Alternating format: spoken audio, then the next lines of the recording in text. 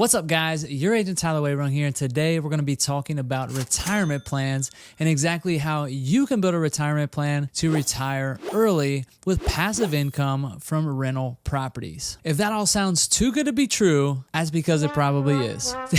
And all jokes aside, in today's video, I'm going to walk you guys through my original plan, my hype plan, and a lot of the plans that I see so many new real estate investors come in with. So many plans that I see that real estate influencers throw out there and make it sound like it's so easy, and they get so many new people coming into this space getting frustrated, getting disgruntled, and just upset with their overall plans with real estate investing in general. And so guys, today I'm going to walk you guys through my original plan, a lot of the pitfalls that I ran into, a lot of the pitfalls that I see others run into. My goal with this video is that it's the video I wish I would have watched when I was starting out.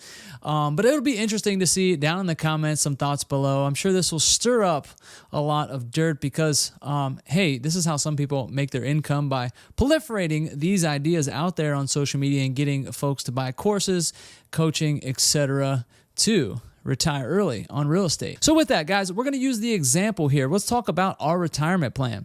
So our retirement plan is us replacing a $90,000 salary or household income. Doesn't have to be just from one person's salary, but this is a very common income goal. Anywhere between $5,000 a month and $10,000 a month is typically where people want to be, to where they feel comfortable leaving their W-2 or safe salary income through real estate. So I jumped right in the middle there with $7,500 a month. That's what we're building a plan to recreate with our rental property. And for example's sake, we're going to use some really good examples here. So for each one of our rental properties, they're each going to kick off $250 in pure cash flow every month. And we're going to do this all in 5 years. Sounds reasonable, right? We can do a lot in 5 years, and we're not going to get too much in the weeds on interest rates and stuff like that. But in general, I just want to map out where some of the pitfalls seem to play. We'll talk about, if once I kind of say this back to you in the way that I've experienced it, if this resonates. And guys, my goal with this video is not to just degrade real estate investing. In fact, at the end, I'm going to tell you all the reasons why I think you should still get into this business, but I want you to come in with the right expectations so you don't get so upset. You can build a actual achievable plan and some of the things I would do differently along the way to get better or get closer to actually hitting some of these targets that I initially set out to do. All right, so now it's up there. We're going to do $100,000 per house. So over these 5 years, we're going to have to acquire 30 properties at $250 a month to get us to our $7,500 goal. And guys, maybe that feels realistic to you. So if we're going to buy these 30 properties, that means we're going to have to acquire $3 million worth of real estate, which again, may seem reasonable to you, but let's keep drilling down. So let's assume we're going to have to put 20% down payments on all these properties, right? So that's $600,000 in down payments or liquid funds that you have to come up with, maybe in your budget. But in order to appropriately prepare and get on the right path for doing this, you'd have to start saving $10,000 a month to build up this 20% down payment to buy all of these properties. So if you're still feeling good about this plan, guys, that's 6 houses per year. So one every other month, right? So we're saving $10,000 every 2 months. We're going out finding it. We're finding it right away, by the way. We don't have to wait. There's deals just plentiful on the market. We're going to pluck these right off the market, put them under contract, get them cash flowing day one, and get those done. So we're going to buy a property every other month for 5 consecutive years without any breaks in order to hit this plan. So if all that still sounds good, then just keep going down that path. But guys, this is super aggressive. Speaking from somebody who's been in the business over a decade now and an active real estate agent, I could dig in and poke holes at this in so many ways. But for starters, most people aren't going to be able to come up with this kind of income if they're just working a W-2 job, especially if you're already making that $90K, or even if you're making a little more, that's difficult to keep up with consecutively. You might have a couple of months you can string together, but also the way the market is right now, you're going to have a really hard time finding that many deals to be able to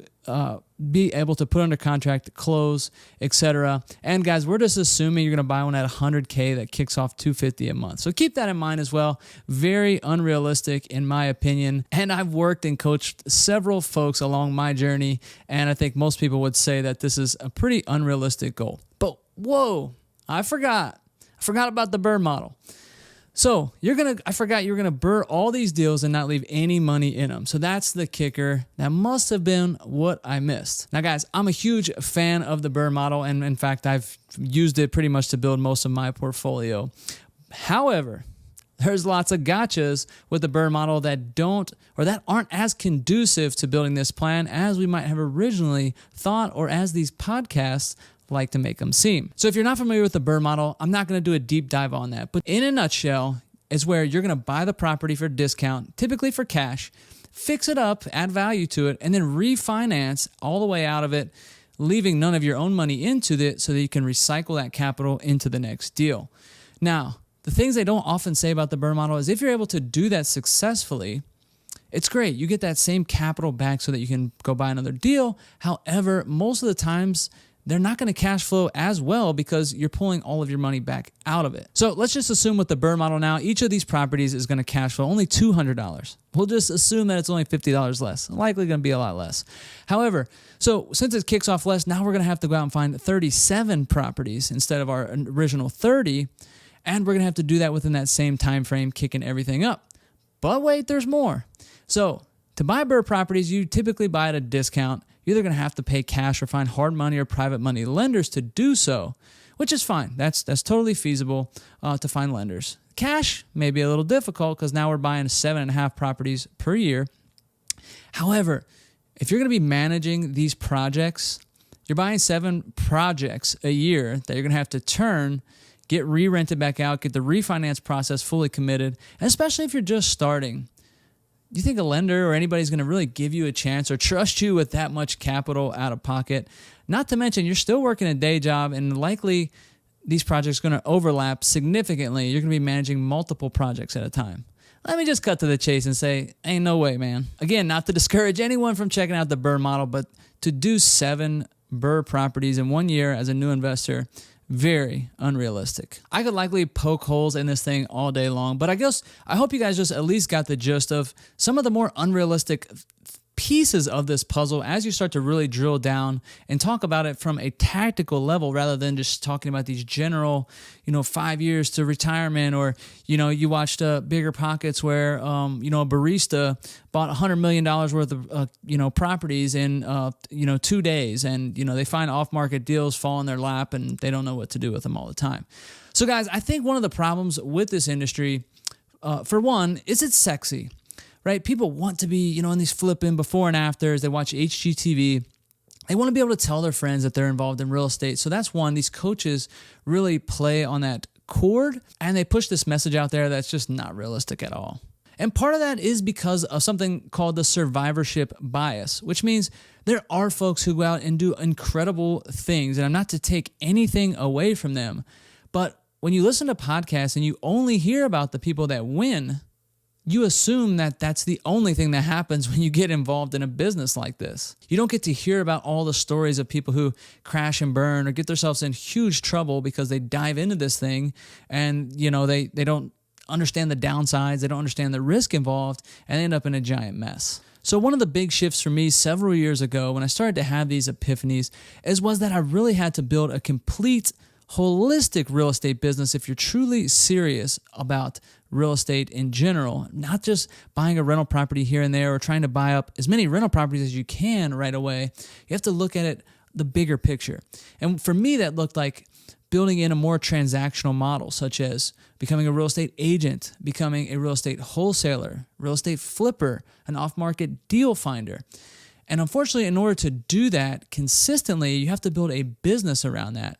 And building a business means, systems, operations, things that consistently produce predictable outputs that you can then start to count on. You can then start to predict and project moving forward to build up enough income to then go buy these properties with, and to buy them at a steep discount and to do it the right way, not overly leveraging yourself, getting yourself in too much trouble trying to follow this model. But like one of my real estate coaches, Mike DeHaan, always talks about, you need to focus on building massive income over passive income, right? So that massive income are things you generate on flips, wholesales, etc.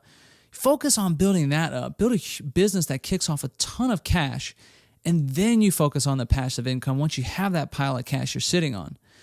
One of the biggest ahas along this journey as well is that rental properties are fantastic. They're actually one of the best wealth building vehicles out there. I'll go out and say it. It probably is the best wealth building vehicle.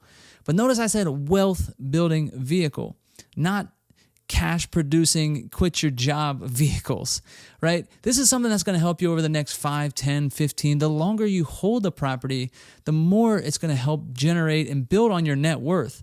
But along that same token, it's going to come with a lot of management, headaches. There may be months with no cash flow because you have to put a new furnace in the property, right? You should be counting on things like that to happen along the way, but I see too many people not doing so. So I'll leave you with a message that a friend of mine who has over 150 doors at this point in time has said to me the other day when we were chatting about this same topic. He said, real estate investing and buying rental properties is almost as if someone says, I'll give you a $10 million check, but you can't cash it for 20 years. And along the way, you're not going to take any income. You're going to have to manage and deal with headaches. You deal with problems, people calling you nonstop. But at the end of that 30 years, I guarantee you'll have $10 million. Would you be willing to do that in that scenario?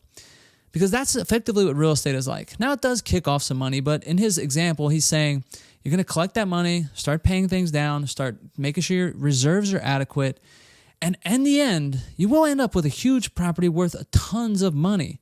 But if you go into this with a short-term mindset and expect immediate results, you're likely going to find yourself in a disappointing situation like I found myself before I truly had to make the commitment to dive all in on real estate if that's truly what I wanted my outcome to be. So guys, I hope that was helpful, that you got one little nugget out of there. If I just saved one person, it was worth my time today. But if you are one of the survivorship candidates and you completely disagree with everything I just pointed out, drop your specific comments below. I'd love to hear and dig in and talk more about what I missed here to truly build something that it actually helps people versus just telling them it's going to be a walk in the park, right? So if you have other questions about kind of other things I did, strategies along the way, drop those in the comments below. I do answer every comment personally. Would be happy to dive in there and help or shoot additional content that may be valuable for your wealth building journey. But guys, with that, we'll go ahead and wrap for today. I wish you the best. I wish you tremendous success in all your real estate investing. But guys, with that, I'm Tyler Wayrung, and we'll catch you next time.